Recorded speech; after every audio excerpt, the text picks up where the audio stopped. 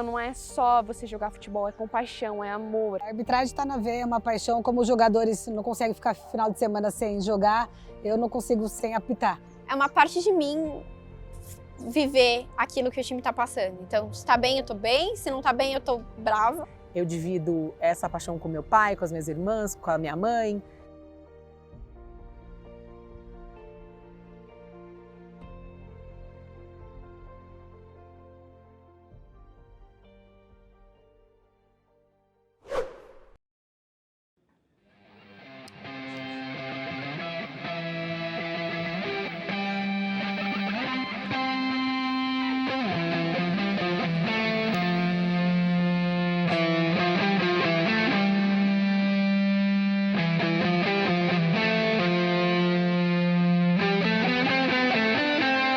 Foi no ano passado contra o Corinthians, literalmente. Foi um jogo ao qual eu não me esqueço, porque a gente estava muito bem na partida, eu fui muito exigida. Então, pra você ter ideia, a gente levou os gols, 2 gols, foi 2-0. O primeiro gol, se não me engano, saiu com 37 do segundo tempo. Que a menina acertou uma paulada literalmente no ângulo e o outro foi de pênalti. De pênalti, ao qual eu pulei ainda, a bola acabou entrando, revelando na minha mão, ela tirou muito de mim, não teve como fazer, mas eu saí com um gostinho de... Não que, por mais que eu tenha ido bem na partida, mas sabendo que a gente poderia ter pelo menos empatado, e teve bola na trave nossa, e você já sai com gostinho mesmo as pessoas te elogiando, mesmo as pessoas falando que você foi bem, você nunca tá satisfeito, né? E eu me cobro muito, então sou assim.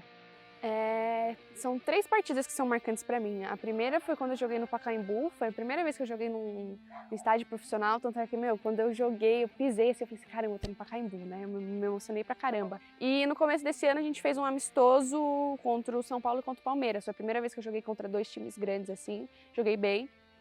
Acho que foram essas 3 partidas. E mais o Pacaembu porque a gente jogou a final, a gente ficou em vice. Mas só o fato de ter jogado no Pacaembu... Copa Ouro, 2017, lá em Araraquara, outro Ferroviária. Foi um jogo que era do Sub-20, pelo Juventus. A gente jogou, não tinha as mais velhas, né, que tinham 4 mais velhas, era só que tinha até 20 anos. E foi um jogo bem marcante para mim, que eu tinha perdido minha tia um dia anterior. Então eu fui para lá jogar e foi bem marcante isso aí. Por sinal, eu entrei muito abalada, mas tinha que jogar. Naquele momento a gente tem que pensar. Eu escolhi, o meu técnico perguntou, você quer voltar ou você não quer voltar? E nesse momento eu falei, não, eu vou jogar. Eu comecei a jogar com influência do meu pai, eu ia muito no campo, ao qual eu vi ele jogar, ele era zagueiro, bem diferente de mim, né? Pela posição. Mas eu ia, de vez em quando minha mãe deixava, né? Até porque ela não gostava muito que eu fosse, que era só onde tinha milhares de homens, não tinha uma mulher específica lá direto, mas eu ia muito com meu irmão e ele também. Se eu não me engano, era 7, 8 anos de idade, mas eu comecei a jogar num projeto lá perto de casa, no futsal, a partir de uns 9 anos, mais ou menos. Sempre teve a influência do meu pai, eu jogava também pela escola, e nisso tinha... Meu professor de educação física, ele tinha uma escolinha, então eu fazia futebol nessa escolinha, só que aí não tinha meninas, então eu sempre joguei com menino. Aí também quando eu mudei de cidade, fui para Arujá, e aí também continuei jogando pela escola e pelo condomínio, só que também não tinha menina, eu sempre joguei com menino. Partiu acho que mais de mim mesmo. Eu desde os 6 anos, assim, eu moro em condomínio, né? Aí eu tava vendo na janela, tinha uns amigos meus jogando futebol e eu fico olhando. Aí eles estavam com a mania, tipo, jogar bola pra cima e dominar no peito. Eu falei, será que eu consigo fazer isso? Aí uma vez eu desci assim, fiquei lá no cantinho, aí eu tinha uns colegas de prédio e falou, vem aqui jogar. E aí eu me apaixonei por futebol. Em questão de estrutura, difere muito pro masculino, né? É muita coisa que o masculino tem que o feminino não tem. Mas não pude reclamar no Centro Olímpico, a estrutura era muito boa.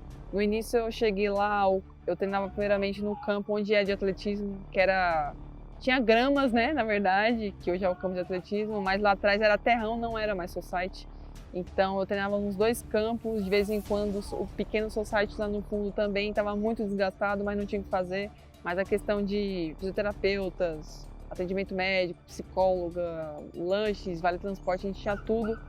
E com o tempo foi passando, foi reformulando, o campo foi ganhando origem, né? Trocamos de campo, foi ficando cada vez melhor em questão de estrutura no Centro Olímpico, eu não tenho o que falar, literalmente, foi a categoria de base a qual eu não esperava ter tudo isso.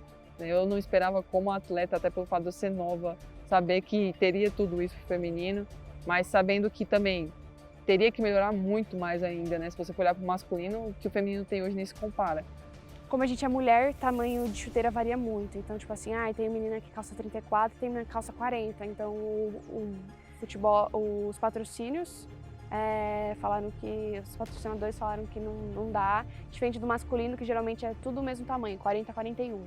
E aí é mais fácil. Mas a gente já foi atrás de Nike, já foi atrás de lupo, já foi atrás de pênalti, já foi atrás de tudo. No nosso clube tinha bastante meninas que faziam 2, 3 empregos para tentar manter, né? O futebol, a gente quer viver do futebol, porém não dá no momento com o futebol feminino. Então eu tenho que achar uma verba extra para ajudar na família, ajudar para comprar até as coisas pessoais que você tem, sabe? Uns mimos seus.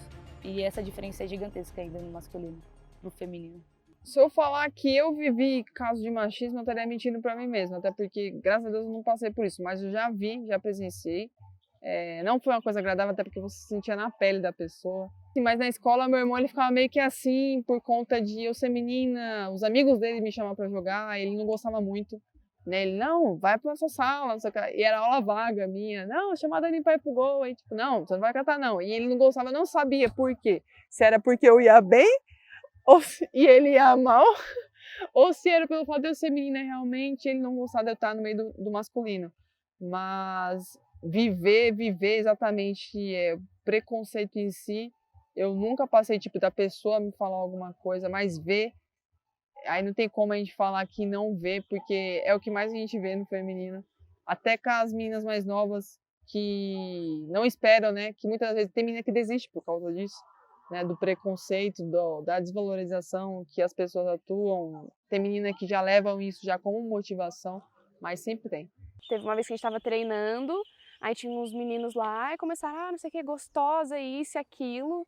Aí tanto é que a gente estava treinando, aí uma das meninas pegaram e começou a xingar os caras. Aí nosso treinador teve que tomar uma atitude porque os caras não tiveram simancol. Então, tipo assim, se não é uma coisa, se não é uma ofensa, aí pega e vem assediar a gente.